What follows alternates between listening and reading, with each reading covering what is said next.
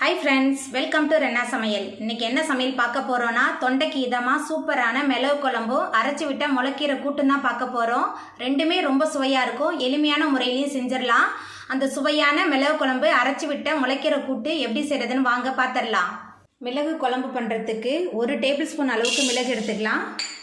கொஞ்சமா கருவேப்பிலை, 1/2 ஸ்பூன் சீரகம் எல்லாத்தையும் சேர்த்துட்டு மிதமான தணலில் வச்சு நல்லா வறுத்துடலாம். மிளகு குழம்புக்கு மிளகு அதிகமாகவும் சீரகம் குறைவாகவும் எடுத்துக்கணும். இந்த மாதிரி நம்ம வறுத்து அரைச்சி மிளகு குழம்பு செய்யும்போது மிளகு குழம்பு ரொம்ப சுவையாக இருக்கும். மிளகு, சீரகம், கருவேப்பிலை எல்லாமே நல்லா வறுபட்டு வந்துருச்சு. இப்போ அடுப்பு ஆஃப் பண்ணிட்டு ஆற வச்சிடலாம். ஆறினதுக்கப்புறம் மிக்சியில் சேர்த்துட்டு அரைச்சிட்டு வந்துடலாம். மிளகு குழம்பு பண்ணுறதுக்கு 4 டேபிள் ஸ்பூன் அளவுக்கு நல்லெண்ணெய் சேர்க்குறேன். நல்லெண்ணெய் நல்லா சூடாயிட்டு இப்போ இதில் 1 ஸ்பூன் அளவுக்கு கடுகு சேர்த்துக்கலாம். கடுகு பொரிய ஆரம்பிச்சிருச்சு. கொஞ்சமாக வெந்தயம் சேர்த்துக்கலாம். வெந்தயம் நல்லா பொரிய ஆரம்பிச்சிருச்சு. இப்போ இதில் 15 பூண்டு பல் சேர்த்துக்கலாம். கூடவே 15 சின்ன வெங்காயம், கொஞ்சமாக கருவேப்பிலை எல்லாத்தையும் சேர்த்துட்டு நல்லா வதக்கிடலாம். வெங்காயம் பூண்டெல்லாம் நல்லா வதங்கணும். அப்போ தான் மிளகு குழம்பு நல்ல சுவையாக இருக்கும். நல்லா வதக்கிடலாம். மிளகு குழம்புக்கெல்லாம் நல்லெண்ணெயில் செஞ்சால் தான் நல்ல சுவையாக இருக்கும். சின்ன வெங்காயம் பூண்டு நல்லா வதங்கி வந்துருச்சு. இப்போ இதில் குழம்பு மிளகாய் தூள் சேர்த்துக்கலாம். 3 டேபிள் ஸ்பூன் அளவுக்கு குழம்பு மிளகாய் தூள், மஞ்சத்தூள் 1 ஸ்பூன், குழம்புக்கு தேவையான அளவுக்கு உப்பு எல்லாத்தையும் சேர்த்துட்டு ஒரு 2 நிமிஷத்துக்கு இந்த எண்ணெயில் நல்லா வதக்கிடலாம். குழம்பு மிளகாய் தூள் சேர்த்துட்டு நல்லா கலந்து விட்டு வதக்கியாச்சு. இப்போ இதில் சின்ன லெமன் சைஸ் புளியை தண்ணியில் ஊற வச்சு கரைச்சி வச்சுருக்கேன். புளி தண்ணி சேர்த்துக்கலாம். கூடவே குழம்புக்கு தேவையான அளவுக்கு தண்ணி சேர்த்துக்கலாம். தண்ணி சேர்த்துட்டு நல்லா கொதிக்க விட்டுறலாம். நல்லா எண்ணெய் பிரிஞ்சு வர அளவுக்கு நல்லா கொதித்து வரட்டும். குழம்பு நல்லா கொதிக்க ஆரம்பிச்சிருச்சு. இப்போ இதில் நம்ம அரைச்சி வச்ச மிளகு, சீரகம், கருவேப்பிலையை சேர்த்துடலாம்.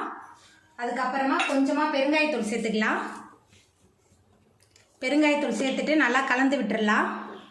பெருங்காயத்தூள் சேர்த்துட்டு நல்லா கலந்தாச்சு. எல்லாமே சேர்ந்து நல்லா கொதிச்சு எண்ணெய் பிரிஞ்சு வரட்டும். மிளகு குழம்பு நல்லா கொதிச்சு எண்ணெயெல்லாம் பிரிஞ்சு வந்துருச்சு. இப்போ இதில் 1 டீஸ்பூன் அளவுக்கு நாட்டு சர்க்கரை சேர்த்துக்கலாம்.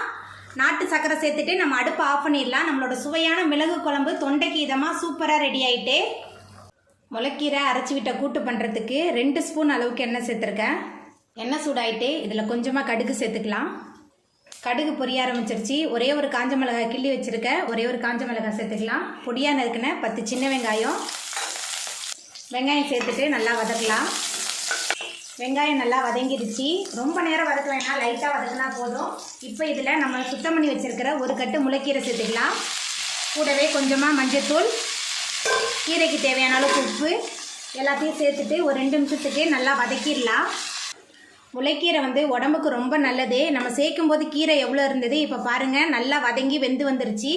இப்போ இதில் நம்ம வேக வச்ச பாசிப்பருப்பு சேர்த்துக்கலாம். ஒரு கைப்பிடி நிறைய பாசிப்பருப்பு எடுத்துருக்கேன் ஒரு கட்டு கீரைக்கு. பாசிப்பருப்பு சேர்த்துட்டு நல்லா கலந்து விட்டுறலாம். பாசிப்பருப்பு குலைவாக வேக வச்சு சேர்த்துருக்கேன். உங்களுக்கு பூண்டு வாசனை பிடிக்கும் கீரையோடு சேர்த்து சாப்பிட்றதுக்குன்னா நீங்கள் பருப்பு வேக வைக்கும் போதே கொஞ்சமாக பூண்டு சேர்த்துக்கோங்க. இப்போ இதில் கொஞ்சமாக பெருங்காயத்தூள் சேர்த்துக்கலாம். பெருங்காயத்தூள் சேர்த்துட்டு மறுபடியும் ஒரு 2 நிமிஷத்துக்கு நல்லா கலந்து விட்டுறலாம். பெருங்காயத்தூள் சேர்த்துட்டு நல்லா கலந்து விட்டாச்சு. இப்போ இதில் நம்ம அரைச்சி வச்சுருக்க தேங்காய் மசாலா சேர்த்துக்கலாம். 1/2 மூடி தேங்காய், ஒரே ஒரு காஞ்ச மிளகாய், கொஞ்சமாக சீரகம் சேர்த்து மிக்சியில் விழுத அரைச்சி வச்சுருக்கேன். அந்த தேங்காய் விழுது சேர்த்துடலாம்.